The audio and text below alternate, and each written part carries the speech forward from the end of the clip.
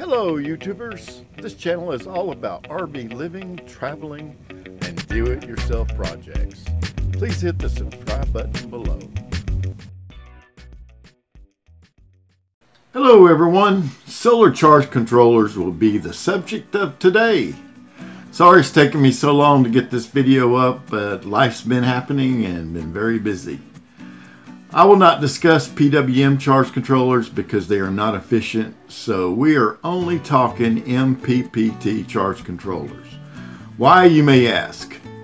MPPT, or maximum power point tracking, is an algorithm that included in charge controllers used for extracting maximum available power from PV module under certain conditions.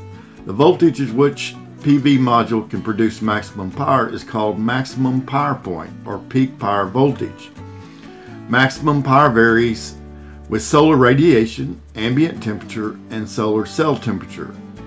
So how do the MPPT works? The major principle of the MPPT charge controller is to extract the maximum available power from PV modules by making them operate at the most efficient voltage.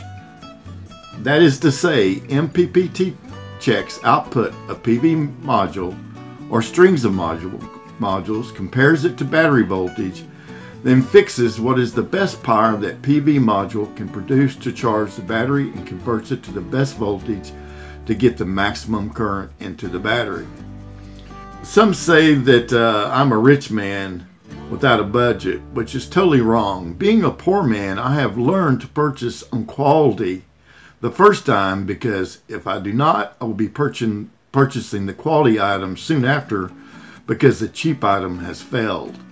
One thing I want to say also is how important data sheets and electronics are. All electronics are supposed to be tested by an independent lab to pass certifications. It surprises me that so much junk is sold on eBay and Amazon that you cannot find a data sheet. If I cannot find one, I do not buy that product. Some of the same products do have information that resembles a data sheet, but clearly is not independent. Please understand, if you buy cheap plastic charge controllers and expect to push 30 amps into them, be aware, fire hazard. So I will only look at what I think is what I would recommend.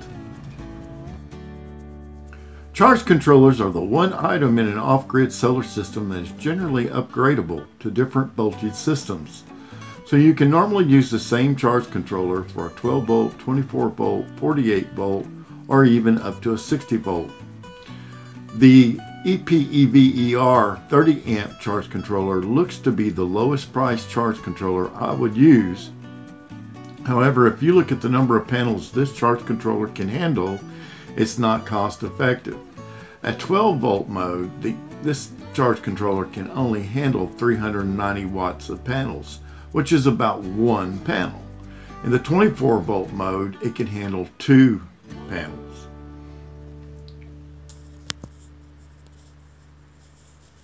The Morningstar charge controller is what I am currently using in my RV, and it has exceeded my expectations. Its cost is about double the EPEVER charge controller. The charge controller can handle 800 watts of power from solar panels configured in a 24 volt mode. If you have watched the previous solar videos on my channel, you should now know how many panels you will be using and the voltage of those panels. If you have any questions on figuring your strings of panels, leave a comment below and I'll be glad to help configure and recommend a charge controller for your design. This charge controller I would definitely recommend.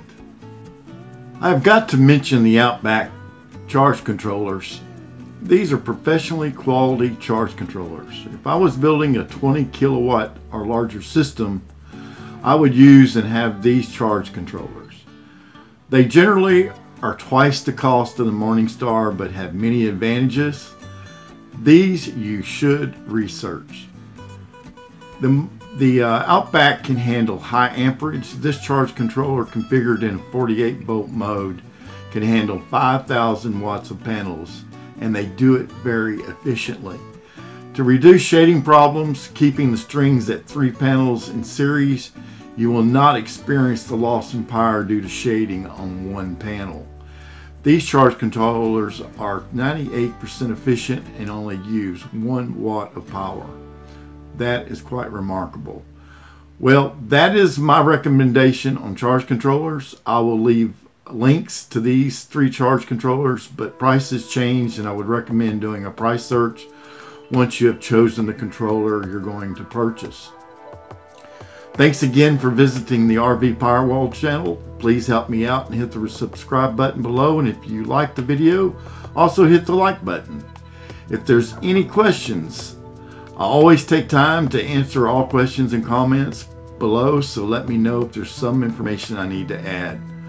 Thanks again. Check you later.